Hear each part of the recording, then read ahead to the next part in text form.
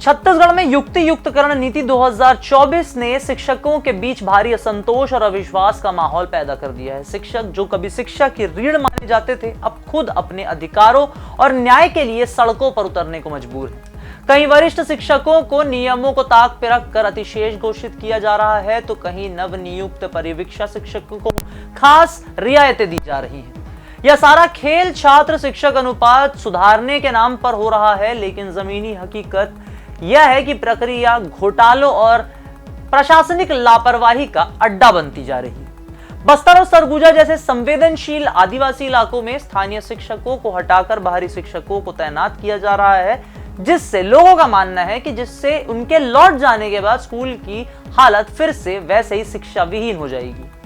अब शिक्षकों की आखिरी उम्मीद हाईकोर्ट की ओर है, जिसने जिला समितियों को शिकायतें सुनने का आदेश दिया है। अब क्या है पूरा मामला, करते हैं सभी जानकारी आपसे साझा। नाम हमारा आशीष गुप्ता, आप देखना शुरू कर चुका है NH24/7 डिजिटल। छत्तीसगढ़ में युक्ति युक्तकरण नीति 2024 से प्रभावित शिक्षक और व्याख्याता 17 जून 2025 तक जिला शिक्षा अधिकारी यानी कि DEO कार्यालय में अपनी शिकायतें दर्ज करा सकते हैं। जिला पंचायत की शिक्षा स्थायी समिति सभापति तोमन साहू ने बताया कि नई शिक्षा नीति 2020 के तहत छात्र शिक्षक अनुपात को ठीक करने के लिए यह प्रक्रिया शुरू की गई है, युक्ति युक्तकरण की प्रक्रिया, लेकिन इसमें गड़बड़ियों के आरोप लगातार लग रहे हैं। कई शिक्षकों को गलत तरीके से अतिशेष घोषित कर दूर दराज के स्कूलों में भेजा गया है, जैसा कि हमने आपको पहले ही बताया, जिससे जो परेशानियां सामने आ रही हैं वो विभिन्न प्रकार की हैं। इन सारी परेशानियों को लेकर, इस मुद्दे को लेकर हाईकोर्ट ने भी शिक्षकों को जिला समिति में आवेदन जमा करने का निर्देश दिया है।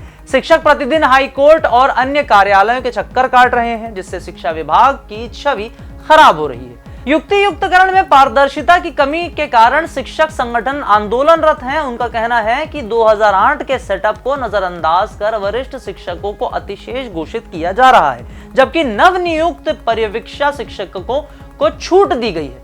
बस्तर में 18,000 स्थानीय शिक्षक कार्यरत हैं, लेकिन नई भर्तियों में बाहरी शिक्षकों को प्राथमिकता दी गई।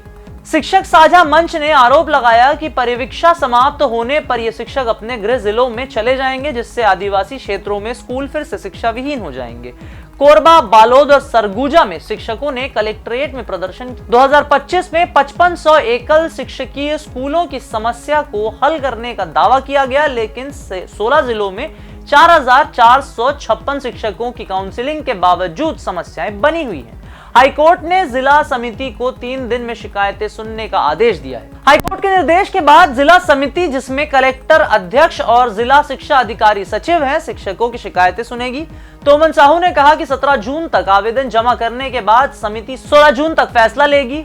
शिक्षक चाहते हैं कि नीति में सुधार हो और स्थानीय शिक्षकों को अतिशेष से मुक्त रखा जाए। बस्तर में शिक्षक साझा मंच ने काउंसलिंग स्थगित करने की मांग की।